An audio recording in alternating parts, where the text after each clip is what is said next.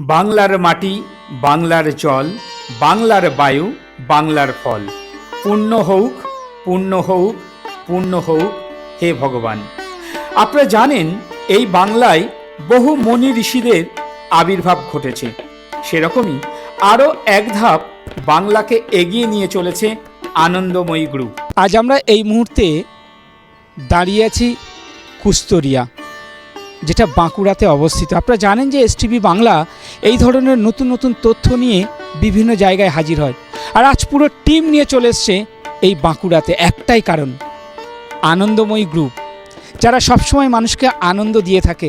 আর আনন্দ তখনই হয় যখন মানুষের পকেটে পয়সা থাকে, যখন আর্থিক স্বাচ্ছন্দ্য থাকে, যখন মানসিক স্বাচ্ছন্দ্য থাকে, তখনও কিন্তু মানুষের মধ্যে একটা আনন্দ সৃষ্টি হয়।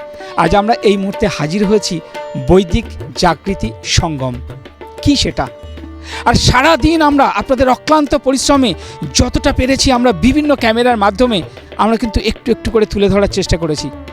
আর যার জন্য এত আয়োজন, সারা ভারতবর্ষের এমন কোনো প্রান্ত নেই যারা এখানে আসেননি। কেন এত আয়োজন? কাদের জন্য আয়োজন? কি বার্তা দিতে চাইছেন? সেই একজন ব্যক্তি যার নাম হৃদয় হালদার। হৃদয় যদি না থাকে, মন যদি না থাকে, তাহলে মনের মানুষকে পাওয়া যায় না। আর আজ আমরা এই মুহূর্তে পেয়ে গেছি একজন মনের মানুষকে। আমরা শুনবো তার মুখ দিয়ে এই সঙ্গম, বৈদিক সঙ্গম, এটা কিভাবে সম্ভব এত মানুষকে একত্রিত করা।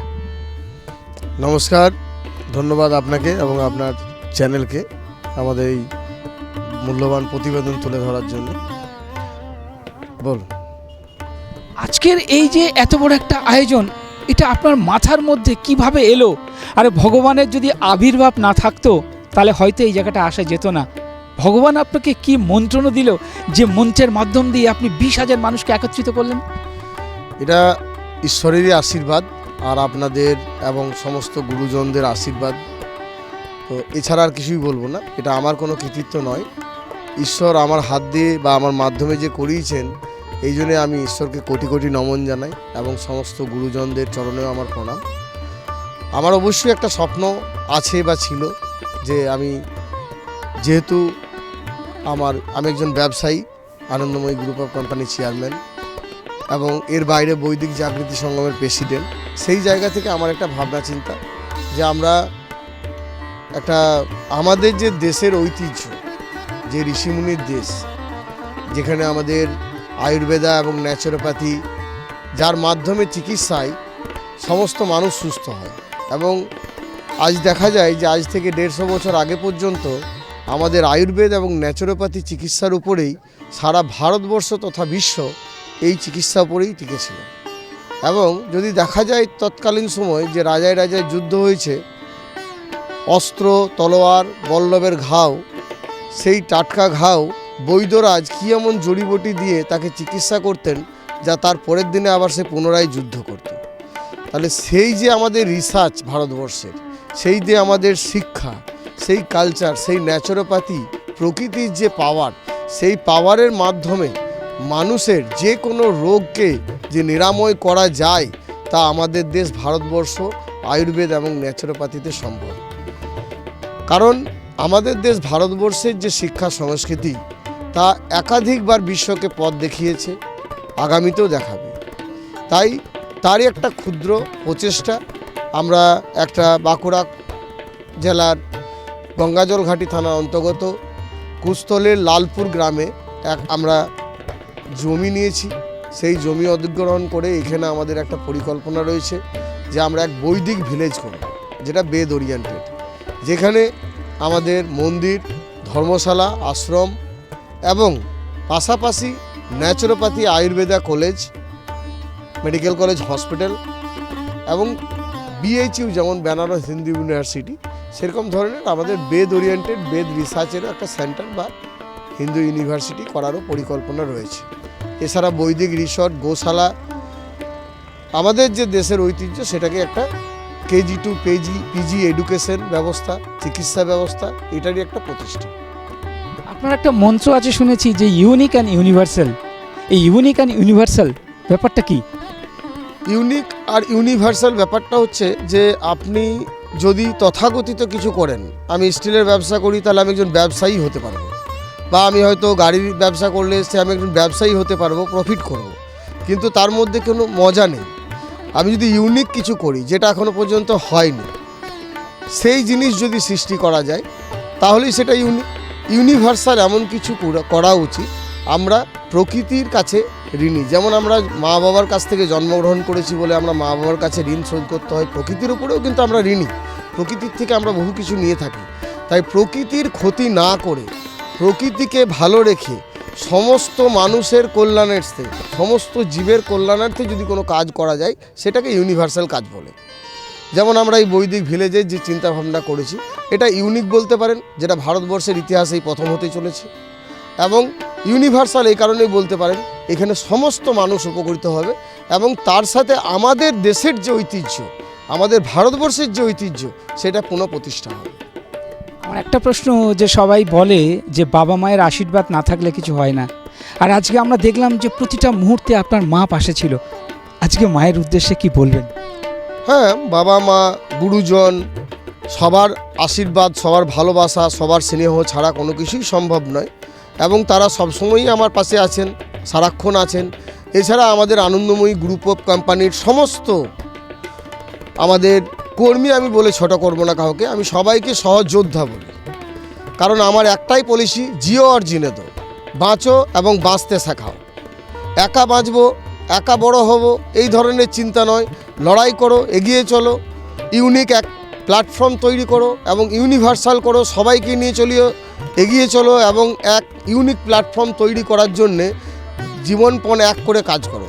তার জন্য আমাদের যে সমস্ত কোম্পানির যে সহযোগিতা বা সহযোদ্ধা, বিশ্বজিৎ ব্যানার্জি, অমর সর্দার, প্রদীপ দত্ত এবং doctor B Chakraborty, doctor Lokesh Vats, এছাড়া আমাদের ম্যানেজমেন্ট কনসালটেন্ট তাপসবাবু, মানস ভট্টাচার্যা, দিব্যেন্দু, অসীমানন্দ মহারাজ, তাছাড়া আমাদের যারা ব্যাক অফিস সামলাচ্ছে সোনালি এবং প্রজ্ঞা, রাখি, জ্যোতি, কবিতা, অঞ্জলি, এরা সকলেই কিন্তু 100% না, এরা নিজেকে 100%-এর পরে যদি কিছু থাকে সেটা দিয়ে কাজ করে। এর জন্য আমি কৃতজ্ঞ এবং ধন্য যে তাদের মতো বিশ্বস্ত এবং সহযোদ্ধা পেয়েছি।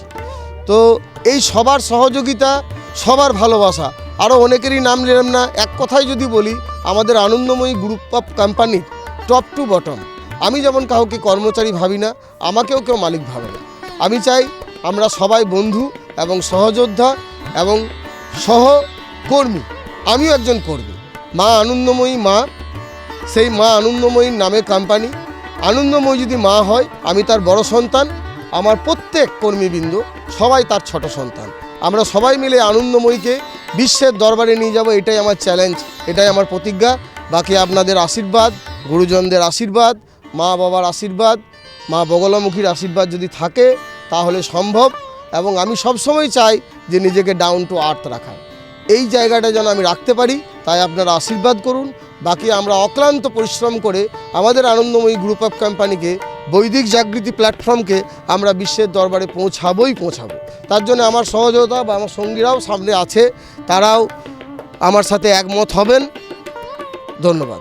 আমার লাস্ট প্রশ্ন, সবাই একটাই কথা বলছে, এখানে এত বড় কর্মকাণ্ড হচ্ছে, আমাদের কর্মসংস্থান হবে তো? সে ব্যাপারে কি বলবেন?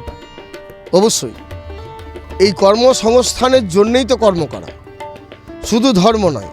আমি শুধু ধর্মে বিশ্বাসী নয়, ধর্ম মানুষকে বাঁচতে শেখায় এবং মাথা উঁচু করে বাঁচতে শেখায়, ধর্ম মানুষকে অধিকার শেখায়। তাই ধর্মর আগে তো কর্মই ধর্ম। তাই কর্মরই যাতে ব্যবস্থা হয় তার জন্যে এই আয়োজন। আর এই লালপুর গ্রামবাসী এবং আশেপাশের যে গ্রামবাসী, তারা যথেষ্ট খুব ভালো মানুষ, তারা খুব ভালো মনের মানুষ। তাদেরকে নিয়ে আমি চলতে চাই এবং তাদের সাথে মিশে তাদেরকেও এখানে কর্মসংস্থান করে আগামী দিনে প্রজেক্টের দিকে এগোবো। এইবার দেখুন, যে সমস্ত মানুষ কোম্পানি এবং সংস্থার ভালো চাইবে, সংস্থাকে যেমন আমি মা মনে করে কাজ করি, সংস্থাকে যারা মা মনে করে কাজ করবে তারা আমার এই জায়গাতে স্থান পাবে। আর যারা সংস্থার ক্ষতি করবে, সে লালপুরেরই হোক আর রানীগঞ্জেরই হোক, সে ছাড় পাবে না। অর্থাৎ একটা কথাই আছে, দুষ্টের দমন শিষ্টের পালন, এটাই ধর্ম। তাই আমি যদি বলি যে আমি চাই বিশ্বস্ত এবং ভরসাবান অনেক ছেলেমেলে আমাদের প্রয়োজন, অনেক ভালো মানুষের প্রয়োজন, ভালো মন নিয়ে, ভালো মানসিকতা নিয়ে আসুন। প্রচুর কর্মসংস্থান আছে। ধন্যবাদ সবাইকে। আর এই বাঁকুড়াবাসীকে আমি আবারও অভিনন্দন জানাবো যে আপনারা এত সুন্দরভাবে আমার পাশে থেকেছেন, এত সহযোগিতা করেছেন। আগামী দিনে আরও সহযোগিতা আশা করব লালপুরবাসী। এবং এই জায়গার এই যে উদ্যোগ যদি সফল করতে পারেন আপনারা সবাই, তাহলে আগামী 1 বছর পরে এই লালপুরকে সারা ভারতবর্ষ চিনবে, শুধুমাত্র মা বগলামুখী নামে। এটুকু আমি বলতে পারি। কারণ মা বগলামুখী যে প্রতিষ্ঠা করলাম, এটা তথাকথিত কোনো মন্দির বা তথাকথিত কোনো মূর্তি নয়। এর পিছনে এক অলৌকিক রহস্য, এক অলৌকিক ঘটনা রয়েছে। সেই ঘটনাকে আমি সারা ভারতবর্ষের প্রত্যেকটা স্থানে তুলে ধরব। আজকের যে অনুষ্ঠান, সেই অনুষ্ঠানে দেখলেন আপনারা যে ভারতবর্ষের সমস্ত রাজ্য থেকে যত ধর্মীয় স্থান আছে এবং যত সাধুগুরু সন্ন্যাসীরা আছেন, তারা সকলেই এখানে উপস্থিত হয়েছিলেন। এবং আগামী দিনে যখন আমরা মন্দির প্রতিষ্ঠা করব, দেখবেন সেই দিন এক ছোটোখাটো কুম্ভের এখানে আয়োজন হবে। তাই আপনারা লালপুরবাসী এবং সমস্ত বাঁকুড়াবাসীর কাছে আবেদন করব যে বাঁকুড়ার এক রিমার্কেবল মন্দির এবং এক রিমার্কেবল প্রজেক্ট হতে চলেছে। এই সৌভাগ্যের অধিকারী আপনারা, এবং আমাকে তার কর্ম করার সহযোগিতা করুন। ধন্যবাদ। নিবেদন করছে এসটিভি বাংলা, সঠিক কথা সহজে বলা।